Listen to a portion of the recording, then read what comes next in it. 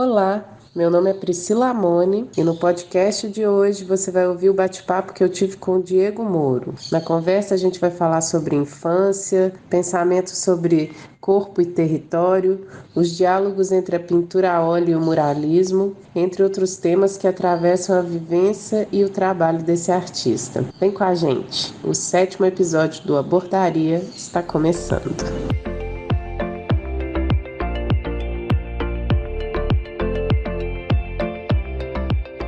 Bom dia, boa tarde, boa noite, né, para quem está ouvindo a gente aí. A conversa de hoje não é uma entrevista com o Diego Moro, onde ele, né, contaria a história, aquela entrevista clássica, né, baseada no olhar dele ali sobre si, mas nossa intenção aqui é propor ao Diego um desvio, né, sair aí das rotas principais, das narrativas. Como disse o Lacan, né, eu existo naquilo que eu não penso. Então, a ideia é deixar o Diego surgir aí nos entres, né, onde o sujeito real acontece, né, tudo que a gente está no espaço entre cada palavra que a gente usa para se definir, né. Então é isso, meu nome é Priscila Amoni, eu estou à frente aí do 7º episódio do Abordaria. Eu faço parte do time da Aborda como pintora, é uma pesquisa que eu desenvolvo desde 2007. Entre 2007 e 2017, eu passei um tempo pelo cinema, trabalhando como diretora de arte, mas hoje meu tempo é dedicado à pintura e eu divido com a direção artística do Cura, o festival que eu criei com duas amigas, a Jana Macruz e a Juju Flores. Eu dedico também meu tempo à maternidade, sou mãe do Evo, de 2 anos, e às práticas espirituais. Entre isso tudo, eu tento existir. Hoje é sexta-feira, eu estou vestindo branco, meu cabelo é castanho liso e ele está preso no alto da cabeça aqui. Eu meço 1,63, estou aqui no escritório do Cura, e eu estou aqui hoje com o Diego Moro, artista que eu tive o prazer de conhecer em 2019, no festival que a gente pintou junto. Bom dia, Diego, querido, bem-vindo, salve a sua presença, e eu passo a palavra para você se apresentar. Bom dia, Pri, bom dia, boa tarde ou boa noite para todo mundo aí que está ouvindo. Fico muito feliz de poder estar aqui e trocar essa ideia com você, com vocês. Acho sempre interessante esse lance de não fazer a menor ideia do que eu vou responder, porque é exatamente aí que surgem as coisas que estão dentro de mim, sem que elas passem muito pela minha cabeça antes. A cabeça do artista já é muito cheia, gosto quando as coisas vêm só pelo sentir. Me apresentar para quem não me conhece, eu sou Diego Moro, sou um homem negro, de pele clara, com 1,80 m de altura. Tenho alguns piercings no nariz, tanto do lado esquerdo quanto do lado direito, quanto no meio. Tenho uma barba crespa, relativamente grande. Estou vestindo uma camiseta listrada, preto, branca e amarela. E estou usando uma touca branca também. E sou muralista, sou pintor, sou artista visual, de um modo geral. Também faço parte da equipe da Aborda, sou um grande curioso da vida, ser pintor é o que faço nesse momento e sou muito feliz fazendo isso. Sou alguém que gosta de ver poesia nas coisas cotidianas, e é o que eu busco em todos os dias da minha vida, em tudo que me proponho a fazer, seja na pintura, seja na religiosidade, seja brincando com os meus cachorros, enfim, estou ansioso por essa conversa. Uhul. Então vamos lá. Diego, começa só dando aquele panorama, assim, conta da sua infância, conta de São Paulo, você nasceu em São Paulo, como foi sua infância? Eu sou um menino de São Bernardo do Campo, que é uma cidade da região metropolitana de São Paulo. Nasci no que a gente chama de periferia, num bairro chamado Jordanópolis, em São Bernardo, na divisa com Diadema. Fui uma criança muito feliz lá, criada na rua, de um jeito muito tradicional. As vantagens de nascer numa cidade que se divide entre metrópole e interior eu tive essa possibilidade de poder vivenciar e ocupar a rua, e ver a rua, e ser criado nela, entender os movimentos, e por isso fui influenciado demais no que sou hoje, no que faço, por conta dela. Tive o privilégio de ser criado por pai e mãe, meu pai Edson, minha mãe Sônia, eu tenho uma irmã chamada Maíra, e fui uma criança feliz. Ao mesmo tempo de ser criado na cidade, também fui criado meio no interior, meio na praia. Meus avós moravam no litoral paulista, então meus avós dos dois lados. Então tive uma parte da minha vida que vivenciei muito o litoral. Os meus pais sempre tiveram amigos que moravam no interior de São Paulo, e também vivenciei muito da minha infância no mato, pé na terra. Isso também é muito formativo de quem eu sou hoje, inclusive morando fora da cidade, né? Também é um resgate da minha criança nesses espaços, assim. Então, fui uma criança que viveu a infância, eu tive esse privilégio de poder vivenciar ela por inteiro. Você cresceu nos anos 80? Eu nasci em 88, então minha infância foi toda nos anos 90, 2000. Ah, legal. Toda aquela redemocratização do Brasil, né? Aquele momento ali. Exato. Peguei todo esse início democrático, esse entendimento, peguei um movimento político muito complexo no país, com inflação e tudo mais, né? Lembro do lance do Collor, tirando todo o dinheiro que meus pais tinham na poupança. Tem toda a galera que nasceu nos anos 90 já tem uma influência política muito indireta pela própria vivência do que aconteceu naquela época, né? Então, tenho essas lembranças. É muito louco, porque a gente vê, né, assim, durante a ditadura, existia uma possibilidade de alienação ali, né? Tem galera que acha que não existiu, né? E aí a gente que nasceu ali naquele caos do começo dos 90, né? Eu nasci em 85, mas isso, né? A gente vivia isso muito forte mesmo na infância, né? Um desespero ali de grana, de eleições, né? Eu lembro eu na rua, criança com bandeira, assim, né? Fazendo campanha e tal, junto com a família e tal, muito forte isso, né? No país. Mas, enfim, São Paulo, né? São Paulo é o centro do mundo, Diego. Eu tenho essa impressão, assim, que a galera de São Paulo, muita gente acha isso. O que você acha disso? Eu acho que o centro do mundo são as pessoas, né? Onde elas estiverem, na verdade. Mas São Paulo tem esse discurso que foi montado como uma necessidade, né? Uma cidade que precisou reforçar como um centro econômico, né? Já que o sistema vigente atual é o do capital, reforça constantemente esse discurso para que a cidade continue se mantendo minimamente dentro dos eixos que o sistema pede, né? Eu acho um absurdo a gente olhar para o país desse jeito, um país de dimensões continentais, assim, é um erro, e não só um erro, mas a gente perde muito fazendo isso, assim, né? A verdade é que São Paulo é um pedaço pequeno de um país gigante, culturalmente falando, né? Apesar de conter um pouco, né, do Brasil inteiro ali, né? Exato, mas é isso, né? São Paulo tem essa estigma, na minha visão, São Paulo tem esse estigma de ser um lugar agregador para todo mundo, mas na verdade é que as pessoas vêm aqui como fuga a uma necessidade absurda, quase esmagadora, de tentar sobreviver ao sistema, sabe? A verdade é que as pessoas que vêm de outros estados para cá, se tivessem uma escolha real, eu não sei se viriam para cá, sabe? Se, tipo, não existisse essa disparidade social que se instaura no país, sabe, como um todo, veria essa necessidade maluca de todo mundo ter que vir para São Paulo, sabe?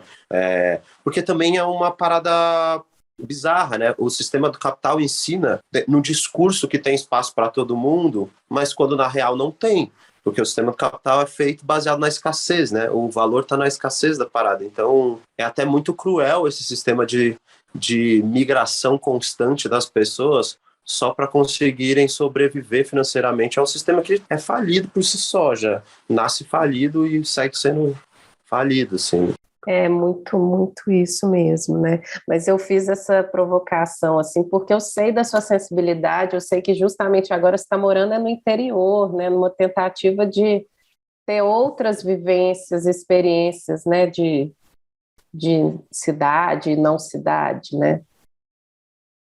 Isso, eu moro no interior de São Paulo, né, uma cidade que está a 250 quilômetros do centro de São Paulo, né, São Paulo capital, ainda é dentro da cidade de São Paulo, né, mas ainda é dentro do estado aqui, dentro da região metropolitana talvez até, mas eu estou bem na roça, né, e esse é um resgate de necessidades minhas que até então são quase não lógicas, que eu não consigo muito trazer para o racional, mas que vim por sentir essa necessidade para a minha pesquisa de trabalho, para conseguir mergulhar em coisas que para mim eram mais relevantes e importantes, né? Conseguir respeitar essas necessidades que gritavam dentro de mim, conseguindo inclusive enxergar novas possibilidades, sabe? Tipo, era um exercício entender que existia uma vida possível continuando fazendo o que faço, sem ter que abrir mão de tantas coisas. É óbvio que é uma escolha, então abro mão de algumas coisas, mas que eu pudesse dar vazão para outras necessidades, assim, né? Então, essa necessidade de estar com o pé na terra, de poder colocar a mão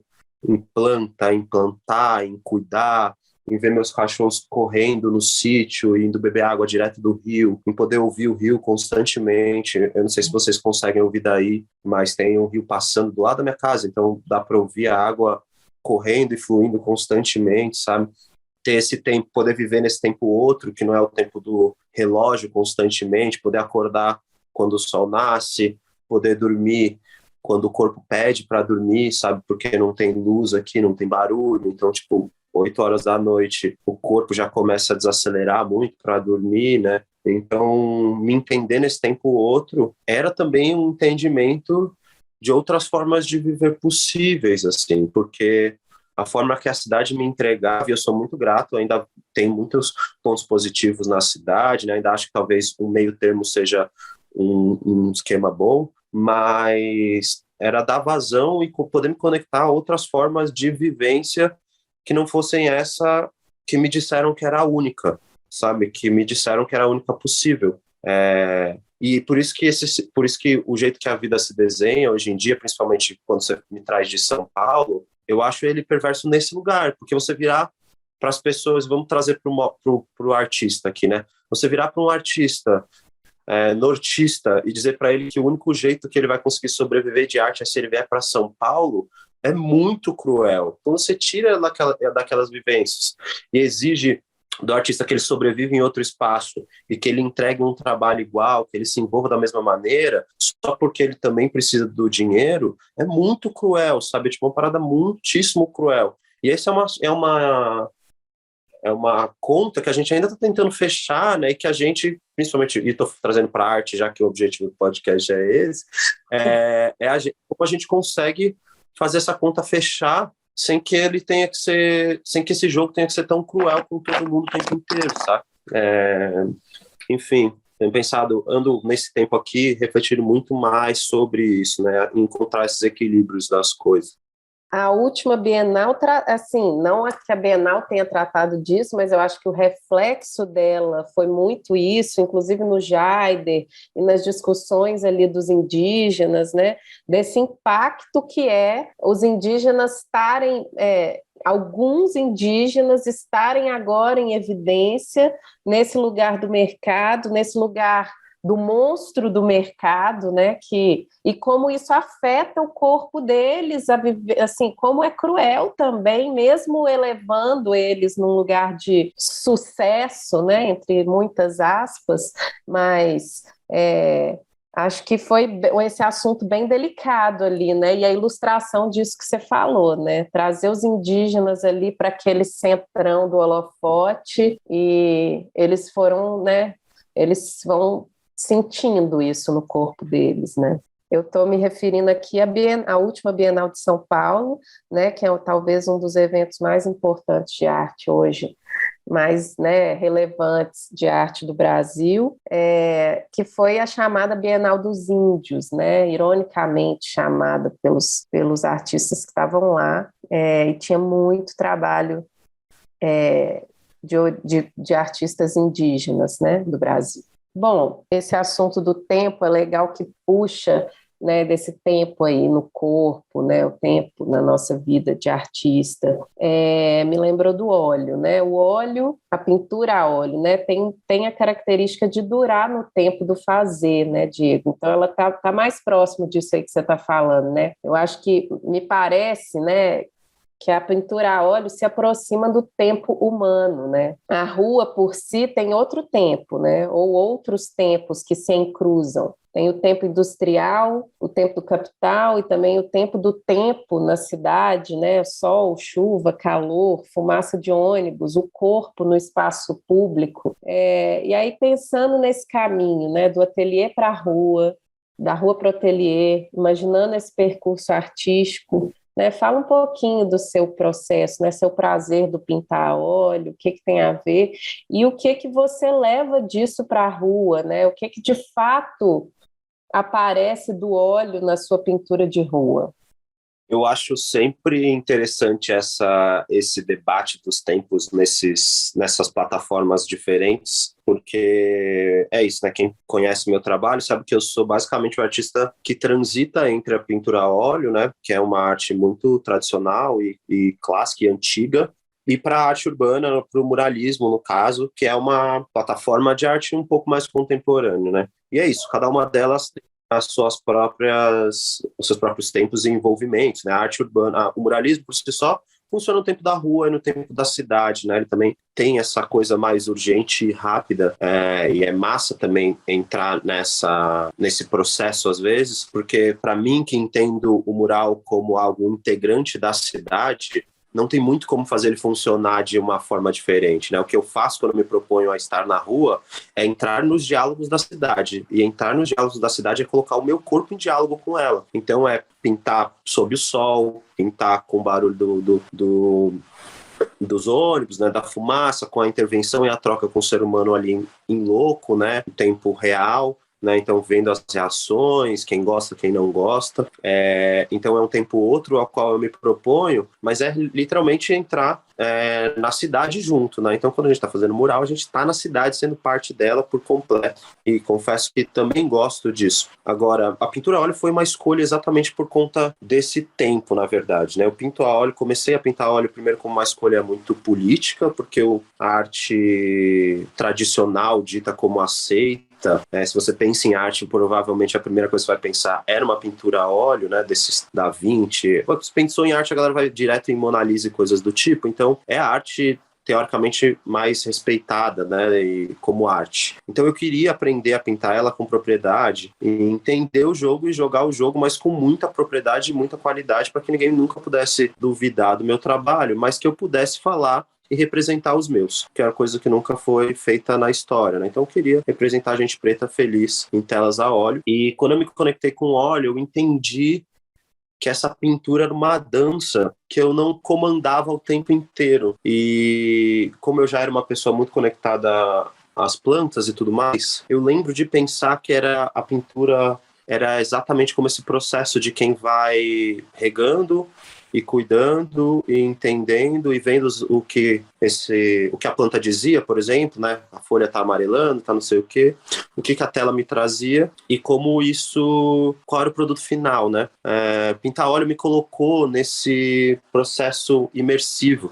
Eu não tenho como fugir de estar no processo quando eu estou pintando a óleo, né? Porque para quem não sabe, a pintura a óleo, ela é uma pintura mais, eu não sei se vegetal, mas assim, pensem que a tinta óleo por si só é basicamente pigmento mineral com óleo vegetal, né? Que é um óleo de linhaça. Então, ela tá toda baseada num tempo ou outro de secagem, né? Ela tem uma secagem muitíssimo lenta, em que você não consegue se impor o tempo inteiro. Então tem horas que a tinta não faz o que eu quero, o pincel não faz o que eu quero, eu tenho que esperar um tempo para poder fazer o que eu quero, ou eu tenho que aceitar que aquilo não vai ser do jeito que eu quero, sabe? Então tem todo um paralelo com a vida que me interessa muito, né? Então, eu gosto porque desde que eu pinto a óleo é um processo, quando eu estou pintando, é um processo muito mais de imersão no momento presente do que qualquer coisa, porque eu não consigo, a minha cabeça não consegue o tempo inteiro ficar me jogando pro produto final ou pro final daquela tela,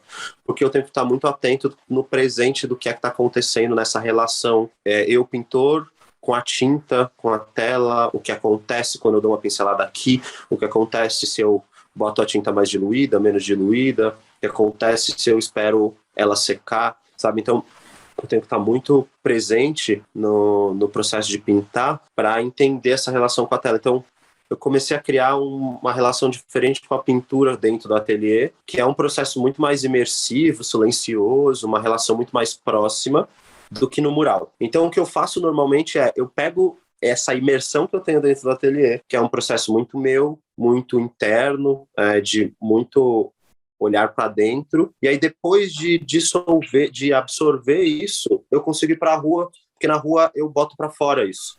E aí eu coloco tudo esse processo interno em relação com as pessoas. Então é uma coisa que vai partir de mim para o outro, né? Quando eu estou na rua, eu coloco tudo isso em relação. E aí é interessante porque o ciclo se fecha, né? Porque nenhum trabalho de pintura existe também se ele não tiver em relação, sabe?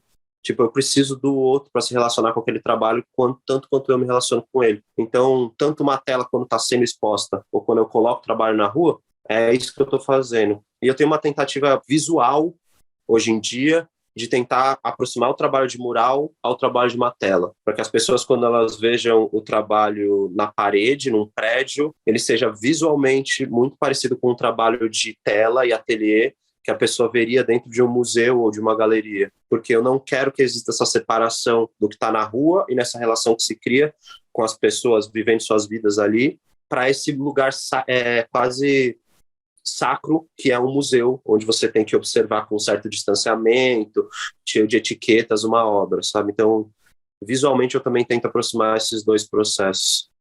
Muito interessante isso. Então, o seu estudo da rua é baseado em trabalhos, o estudo da pincelada que você faz no ateliê, você vai absorvendo isso no corpo e levando para a rua. A ideia é conseguir amplificar esses movimentos que tende a ser mais curto, né? Muito legal. É sofrido para você o processo de pintura a óleo? Amiga, já foi mais. Hoje em dia ele tende a ser mais divertido e prazeroso, porque foi um exercício tornar ele uma diversão e não um parto. É uma luta para começar, mas depois que eu tô no processo é só divertido, assim. Tento tornar ele divertido, mesmo que seja entendendo que aquilo não vai dar em nada, sabe? Preciso que só... Porque aí eu consigo só lidar com o processo, entendeu? O se vai dar em algo ou não é um pós-processo. É um analisar depois do processo. Então, analisar e pintar são coisas diferentes e que eu aprendi com o tempo a separar, sabe? Esse é o desprendimento aí, né, do tempo, de sair da história do tempo útil, né, do tempo eficaz, do tempo, né, e entrar realmente, assim, ou tentar se aproximar do tempo da natureza, né, que a galera tá aí da natureza, né, só vivendo, só sendo, né. O exemplo maior das plantas é esse, né, acho que é essa generosidade com o todo, essa entrega só pelo fazer ali, né? Mas tem uma coisa que eu queria complementar com relação a essa fala, que eu também tenho estado atento a um limiar que existe nesse lugar, que é o fato de entender também que pintar é a minha profissão. Então eu também preciso ser responsável pelo ato de ter uma constância de pintura às vezes, para que isso seja um processo, né? Porque é isso, eu estava conversando esses dias, pensando sobre isso, tipo, esse ato de estar mergulhado no processo e na diversão é um ato incrível, em que minha criança está muito gritando ali, né, no processo, mas em algum momento o adulto precisa segurar o controle desse carro para que isso seja também algo que me leve a algum lugar, que faça eu atingir objetivos que eu tenho, que faça isso virar efetivamente alguma coisa. Então eu estou tentando achar agora esse equilíbrio entre esse lugar de estar completamente imerso no processo, no tempo das coisas, mas também muito responsável em tornar aquilo algo útil, porque assim, em algum lugar, a gente como artista também precisa entender que se a gente quer o que a gente quer, a gente precisa olhar isso com muita seriedade e responsabilidade, sabe? Só eu sou responsável pelos espaços que eu quero ocupar, então eu também preciso trazer muita responsabilidade dentro disso, e essa é uma chave que eu estou aprendendo a virar agora, senão eu ficava eternamente preso nesse ciclo do tempo, das coisas, sabe? E aí, querendo ou não, é importante construir coisas olhando para o horizonte, sabe? Tipo, caminhar em direção ao horizonte que eu quero e coisas do tipo. Então, eu acho sempre muito massa falar sobre esse lugar da profissão pintor, que é um lugar novo para mim, que eu estou me entendendo só agora. E tem, acho que a análise ajuda muito nas estratégias, né? Para a gente equilibrar isso também, né? Ô Diego, aí saindo de tempo para matéria, fala um pouquinho da materialidade do seu trabalho, assim, tinta, preparação, pigmento. Eu dando uma olhada no seu trabalho, eu noto ali uma predominância da complementaridade do azul e do amarelo. Não sei se tem uma intenção ou um trajeto nisso, né? Óbvio que, de alguma forma, sim.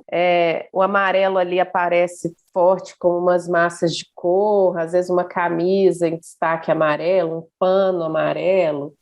E o azul vem... Às vezes o amarelo também é luz, né? E o azul como uma nuance, assim. Não sei se eu estou viajando, mas fala aí essa coisa aí da materialidade. Amiga, a sua leitura é muito boa do trabalho, sim, com relação a material. Eu tenho esse lance da luz muito forte no trabalho, como uma necessidade, assim, minha interna. Acho que também muita influência do que eu bebi como referência de pintura e pintores, né? Sou muito fã do Sorosa, que é um pintor espanhol, encabeçou um movimento chamado Luminismo, e eu sou uma pessoa que gosta muito de registrar essas luzes que acontecem tanto na alvorada, né, no nascer do dia, quanto no fim do dia, que são essas luzes mais marcadas, né, e mais amareladas por si só. Então é uma luz que eu gosto muito de registrar e de alguma forma, né, gosto de brincar com esse lance de luz e sombra ali o tempo inteiro, essa coisa quase teatral, com esses contrastes mais marcados. As cores, amigas, também vieram de um jeito meio natural, eu acho, e depois eu fui pensando num subjetivo. Enfim, eu sou um homem de candomblé, minha cabeça de um orixá chamado Logunedé. Para quem não conhece, ele é um orixá que é filho de Oxóssi com Oxum, e as cores do orixá são exatamente azul e amarelo. E acho que de alguma forma externalizo isso sem perceber, porque eu tendo a pintar cores de tudo aquilo que me cerca e me interessa, e tudo isso tende a ser muito pautado pela natureza, de um modo geral. Então, minha paleta é bem terrosa, tanto por influência clássica de pintura, mas também por gosto. Pele negra, folha, natureza, madeira, tudo que eu olho tende a ser muito terroso, tudo puxado sempre um esverdeado, quente, assim, né? Esses contrastes cor complementares, mas não tão contrastadas entre si. Então, acho que desse jeito a paleta foi se formando de um jeito muito natural. Eu acho que é isso, conforme eu fui percebendo, eu já estava fazendo essas cores. Eu acho que é isso, o processo de construção de paleta e de linguagem de trabalho, ele é muito natural, né? Em algum momento você só vai repetindo coisas que visualmente te agradaram, que vem muito de experimento, teste, né? E aí, quando eu vi, eu já estava fazendo isso. Quando eu vi, eu já estava pintando todas as luzes do meu trabalho amareladas, sabe? Por gosto, porque é a luz que eu olho e gosto, né? Eu acho bonito. Então, tentei começar a reproduzir essas luzes e fui fazendo, né? As sombras mais azuladas ou às vezes mais puxadas para um vermelho bem escuro também, tudo porque eu olhei, observei a luz, achei bonito, tentei reproduzir, fui seguindo. Eu acho que ele tende a ser muito mais um processo sensorial do que racional, mas querendo ou não, essas coisas se cruzam, né? Elas são, né? Elas são a origem, né? Sua percepção, o orixá tá lá, enfim, é a Sim. ancestralidade. Muito lindo isso que você fala. Vou pular para esse assunto aqui, aproveitar que você tocou nele, ler um trechinho aqui do Fogo no Mato. Haveremos de nos inspirar em Exu para praticarmos estripulias nos conhecimentos, na vida e na arte. Exu é caminhante, vagabundear pelo mundo na importante missão de dotar-se, paradoxalmente, de potentes irrelevâncias. Diego, você partilha das crenças afro-brasileiras e é praticante do candomblé. Se você se sentir à vontade, conta para a gente um pouco sobre isso na sua vida, mas principalmente como isso atravessa o seu fazer artístico. Você falou um pouquinho aí agora, mas imagino que tenha mais caldo aí nessa história. Quando eu comecei a tentar entender o que eu gostaria de representar nos trabalhos, acho que foi inevitável remexer em quem eu sou como homem negro de pele clara e todos os atravessamentos que tem na minha criação, tanto familiar como perante o todo, né? Perante a sociedade. Então, inevitavelmente, acabei cruzando com as religiões afro-brasileiras, inicialmente com a Umbanda e depois, de forma mais aprofundada, no Candomblé, a qual eu sou praticante hoje em dia. E, cara, o Candomblé é muito formativo em quem sou, assim, como pessoa, né? Acho que como artista ele me atravessa de modo subjetivo, mas o Candomblé me forma como pessoa, né? Me traz ensinamentos muito valiosos para a vida, sobre o tempo, sobre se colocar à disposição do fazer, sobre silêncio, sobre sentar no chão e ouvir os mais velhos, sobre respeito aos mais velhos, né? O meu trabalho, por si só, é muito pautado nessa pesquisa de ancestralidade. Eu percebi que isso foi se cruzando com o Candomblé depois, porque é um trabalho de pesquisa da minha própria ancestralidade para o meu entendimento como uma pessoa negra de pele clara brasileira e tudo que me atravessa nessa formação como pessoa. E que esse entendimento acaba fazendo com que eu olhe para a ancestralidade através dos resquícios que existem nesse cotidiano nosso de dia a dia. Então, Candomblé é um resquício de ancestralidade de uma cultura diaspórica negra que resiste hoje no Brasil. Né? Então, o meu trabalho é todo pautado em encontrar nesses cotidianos nossos, de um modo geral, resquícios desse velho, do que é velho e vira novo, do que é novo que se espelha e se refaz através do velho. E isso é uma visão que eu tenho porque o Candomblé me ensinou, sabe, também.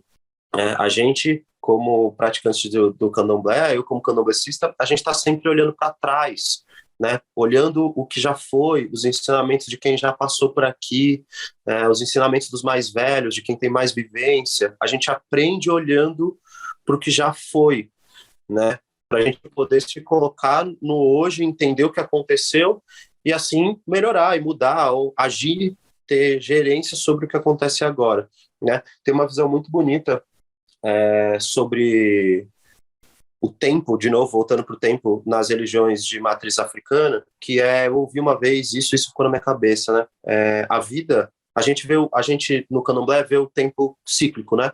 Ele não é uma linha, então não existe muito passado, presente e futuro. O futuro não existe, né? A gente só olha o presente e o passado, porque a gente entende a vida como um rio que corre em torno de uma montanha e desemboca em si mesmo. Então, que nem o Sankofa, né, que é para quem não conhece, Sankofa é um símbolo adinkra africano, que é um pássaro que voa para frente com a cabeça voltada para trás, comendo o próprio ovo. Então, é um entendimento de um ciclo como um todo, que o que eu faço agora influencia no futuro, mas que logo no momento que eu faço já é passado. Então, a minha pesquisa de trabalho também se coloca nesse ciclo. Então, entender o trabalho dos pescadores como algo milenar e que o modo de pesca familiar que a gente tem hoje em dia é um reflexo de culturas tradicionais africanas, né? Que os temperos que a gente usa na nossa comida são reflexos dessa cultura diaspórica que vem junto com os negros escravizados para cá, que a maneira como a gente se relaciona com a água e com o mar, né? Então, tipo, a pesquisa do meu trabalho segue a mesma linha de pensamento que o que eu aprendi no terreiro, assim. Então, as coisas acabam se cruzando desse jeito, né? Porque o terreiro, como algo formativo da pessoa, Diego, muda a maneira como eu olho para o mundo, e isso claramente reflete no meu trabalho também. Maravilhoso. Você está falando ali de comunidade, de quilombo, né, no terreiro, nesse lugar ali de imersão mesmo, né? Lição de vida, né? É isso, né? No terreiro você aprende a limpar, né? Aprende a varrer chão, né? No sentido amplo da coisa, né? Então, assim, não é só lindo ir lá no terreiro, né? Terreiro envolve o antes de estar ali, da festa linda que está ali, né? Então, ele exige uma imersão ali, né? Eu acho que isso tem a ver também com o seu trabalho. E fora disso, a espiritualidade, né, Diego? Ela aparece, ou, assim, eu queria perguntar mais ou menos sobre essa coisa da representação, assim, mais do que... Enfim, onde existe a representação, mas onde ela sublima ali, né? Enfim, uma pergunta meio devaneio, porque eu fico pensando muito nisso no meu trabalho, assim, onde eu quero acabar com né, a representação ou sublimar isso, onde eu quero de fato representar e tal. Amiga, eu acho que você está falando da espiritualidade, né? Ou a representação da espiritualidade. Eu acho que não, acho que também, mas também como o Diego negro de terreiro e a espiritualidade, enfim. Eu acho que essa parte representativa aparece no trabalho de forma, às vezes, subjetiva, às vezes mais direta. Eu sou uma pessoa de colocar muito símbolos no trabalho. É isso. Sentar e explicar o trabalho é interessante, mas tem muitos símbolos no trabalho de forma mais subjetiva. Mas eu acho que o fato de representar, de ser um trabalho mais representativo, ou seja, de pessoas negras, né, de ilustrá-las, de ser um trabalho mais de realismo, né, mais naturalista, que apresenta as pessoas mesmo, tipo, você olha e vê uma pessoa negra, é parte de uma busca minha de tentar representar essa história, essas pessoas, que eu acho necessária durante um período do meu trabalho, e acho que isso é parte de um período do trabalho, né? Não acho que farei isso de forma mais tão direta durante muito tempo. Eu já tenho entendido que a representação direta não entrega mais o que eu sinto e vejo sobre o mundo, porque, de novo, né, como alguém que vê o mundo através das lentes do candomblé, as formas não cabem mais nesse entendimento de mundo. Então, tudo passa a ser mais subjetivo. Então, tipo, representar pessoas diretamente, sem, por exemplo, eu passei nos últimos tempos, eu sempre fui muito de fazer retratos, e nos últimos tempos crio mais composições. As pessoas estão mais inseridas dentro de uma cena, de um modo geral, né? Então, elas fazem parte de algo maior já. Isso já é um resquício desse entendimento do trabalho. Com o tempo, a ideia é que o trabalho seja menos representativo e direto e dê mais a entender coisas, para que eu não entregue tanto diretamente o que a pessoa tem que ler sobre ele, sabe? Para que eu passe a entregar menos e crie mais essa relação entre o que eu sinto e o que a pessoa sente. E esse é um trabalho longo, né? Que vai acontecer muito naturalmente com o tempo, mas eu sinto que a representatividade, essa parte de representar mesmo as pessoas negras, aquilo que eu vejo, é uma parte que eu preciso passar, uma parte do processo do trabalho e do caminho, mas é uma parte, sabe? Tipo, o caminho é andando para frente, com o tempo, eu quero desapegar das formas. A forma não entrega mais o jeito que eu vejo o mundo, sabe? Então, não sei para onde vou ainda, mas estou andando. Nossa, isso reverbera demais aqui. Eu também penso por aí, assim. E essa coisa também, né, de mastigar menos, né? Né, sair um pouco dessa imagem pronta que você entrega para alguém, ela já sabe que, né? A pessoa tem que parar mais ali na frente, né? Percorrer mais tempo em frente à sua pintura. talvez se aprofunde mais, né? Você falou muito né, a gente está falando muito de tempo e acho que criança também, né? Você falou aí da sua criança, tanto na sua infância, mas agora no presente, né? E aí fazer esse gancho para a presença das crianças no seu trabalho, né? É muito forte ver essa presença, né? Oscila ali entre a poesia de pescar um peixe, uma criança, né, pescando um peixe, essa ancestralidade, e a necropolítica dos jovens pretos de periferia, entre uma mãe fazendo tranças numa menina e o risco constante do abuso sexual enquanto brincam numa gangorra. A impressão que me dá é que parece ser um ponto sensível para você ali, né? Talvez um lugar onde o calo de ser preto dói de alguma forma e também sublima de outras tantas formas, né, com a poesia. É um lugar ali que você parece mais sensível, né? E onde tá o Diego nesse lugar aí?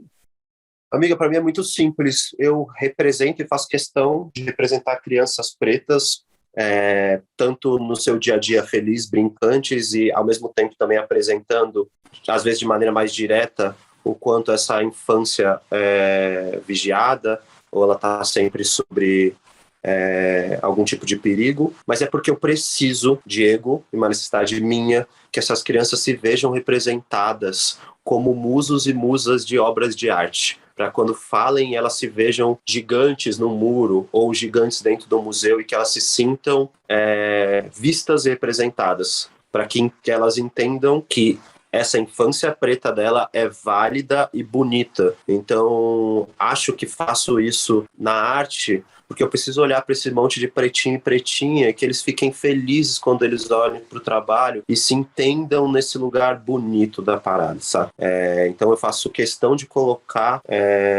não sei dizer se isso foi uma falha minha na infância, se foi algo que faltou, porque racionalmente não é algo que eu sinto falta, mas eu agora, como alguém que tenha esse poder, entre aspas, de poder representar essas crianças, que eu possa fazer isso, que elas possam se ver, que elas possam se sentir bonitas, que possam sentir que o cabelo é bonito, que o brincar é bonito, que o sorriso é algo necessário e digno para virar uma obra, né? Porque a criança tem esse lugar lúdico, se ela se vê numa tela ou se ela se vê no muro, ela automaticamente vai se colocar nesse lugar de musa ou musa inspiradora de um artista, sabe? Porque, querendo ou não, também tem esse lugar do artista, nesse lugar de, cara, o artista é uma coisa grandiosa. Então, tipo, ser inspiração para um artista, para uma criança é muito simbólico, né? Se vê ali também representado. Então, faço questão de fazer isso enquanto posso, sim.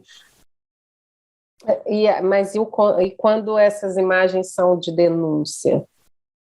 Nesse caso específico, assim, eu tenho uma coisa no meu trabalho que eu tenho muita dificuldade em fazer trabalhos de denúncia e que denotem violência. Eu tenho pouquíssimos trabalhos. Eu lembro que você sofreu no Necropolítica, foi sofrido, acompanhei de perto ali. Eu tenho muita dificuldade em reforçar discursos já dados e reforçados diariamente. Tenho muita dificuldade em só ser um reforço de uma violência que já acontece e que essas pessoas já são atravessadas diariamente. Então eu tenho muita dificuldade de falar sobre violência. Então eu falei só 2 vezes em trabalhos sobre violência. Primeiro nesse trabalho da necropolítica, que vou ver se eu consigo colocar uma foto depois para vocês verem, mas é um trabalho feito num festival Artcore do Rio de Janeiro, em que ele representa 2 crianças abraçadas, segurando um balão, que foi uma foto tirada por um fotógrafo num enterro de uma outra criança amiga dessas crianças. Então, são 2 crianças pretas abraçadas que estavam ali prestando uma homenagem a uma terceira criança que foi morta numa favela no Rio de Janeiro. E por cima desse trabalho, eu lembro de pintar esse trabalho, foi um trabalho difícil de pintar, no fundo dele tem algumas anotações de crianças em cartas que elas fizeram para o governador do Rio de Janeiro, né, criticando a ação da polícia na favela. Então é uma tela muito forte por si só, é uma tela de denúncia, por si só ela já foi uma tela muito difícil de pintar, muito dolorida, porque eu estava o tempo inteiro mexendo nessa ferida, que era uma ferida muito recente. A Agatha tinha acabado de falecer, fazia 1 semana, e aí por cima desse trabalho, depois que eu pintei o trabalho, eu fui com uma bisnaga de tinta vermelha e escrevi necropolítica por cima.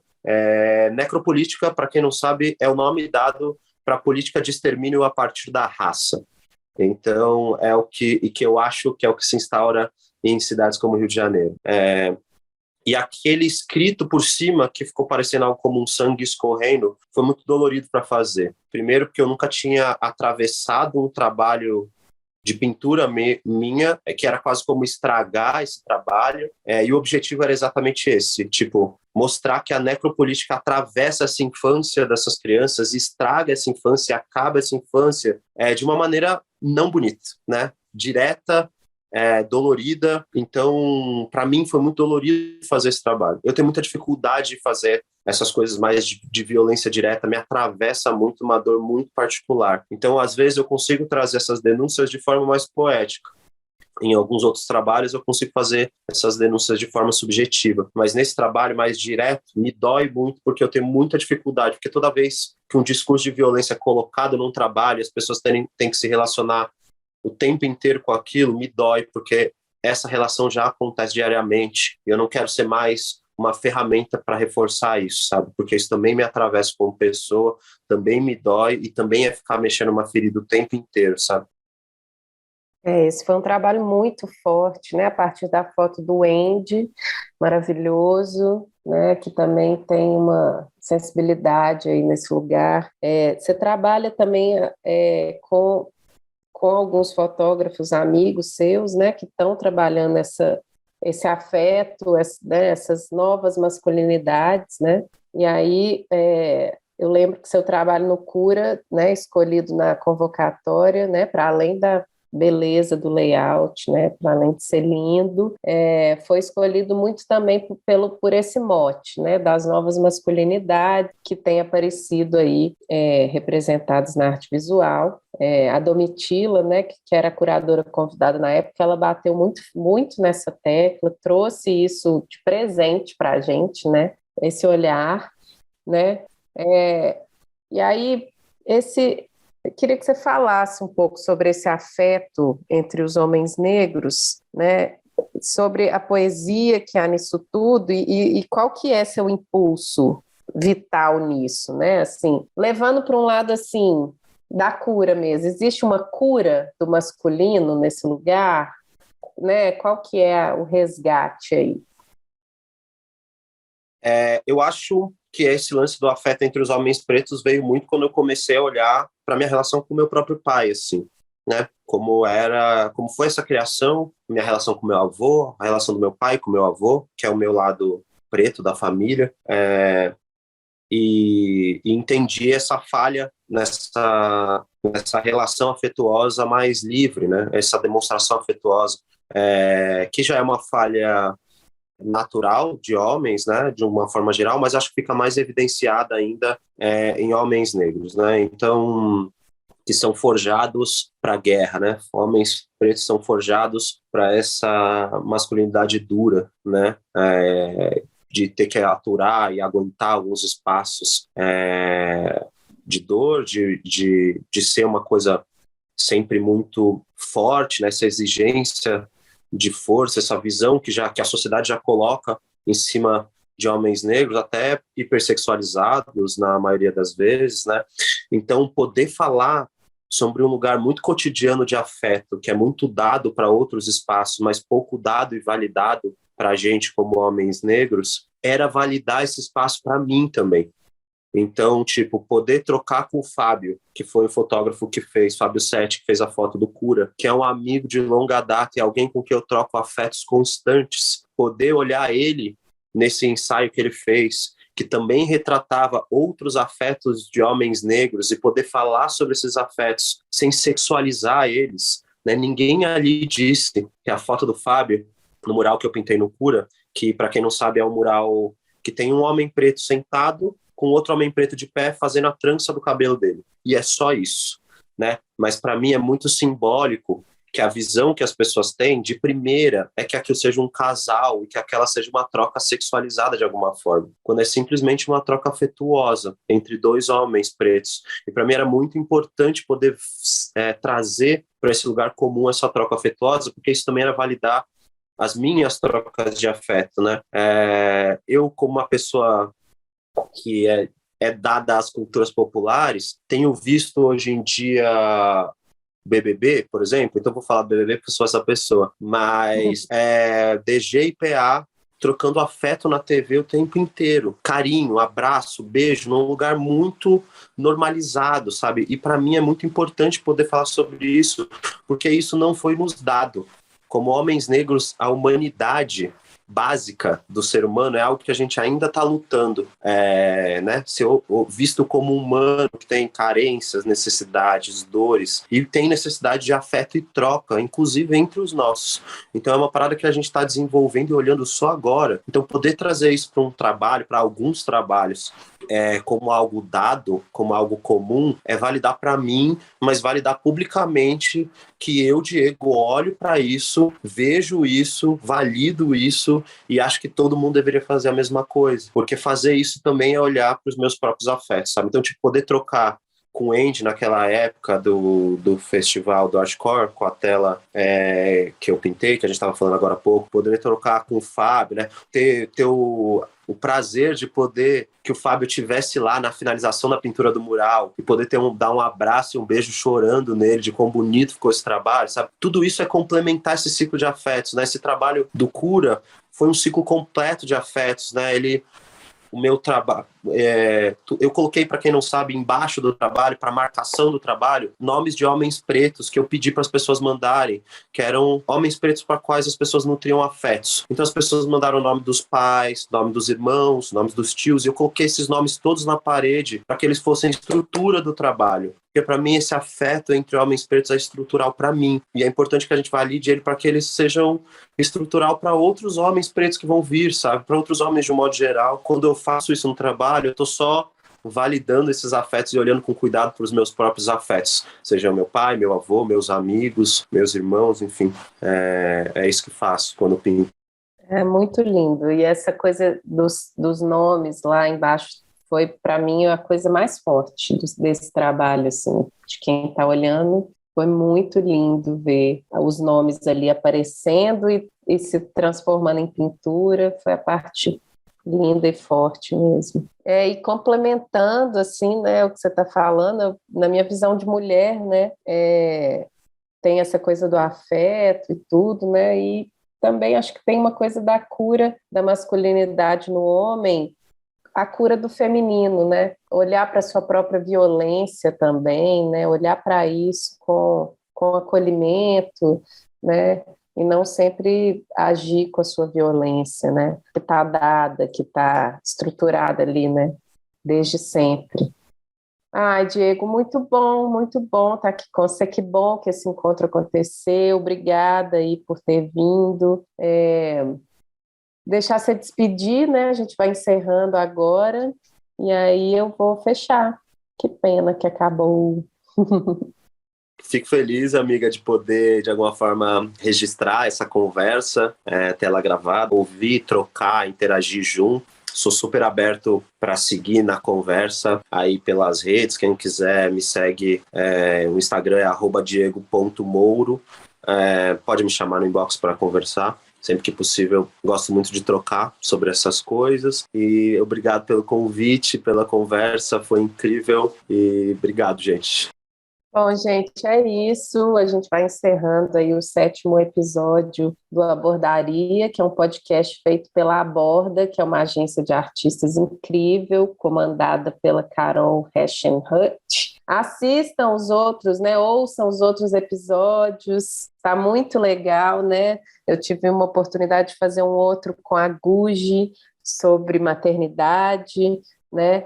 Então, estão todos aí disponíveis nas plataformas de streaming. Eu sou a Priscila Amoni, meu arroba é Priscila Amoni. Agradecer aí todo mundo por ter chegado até aqui.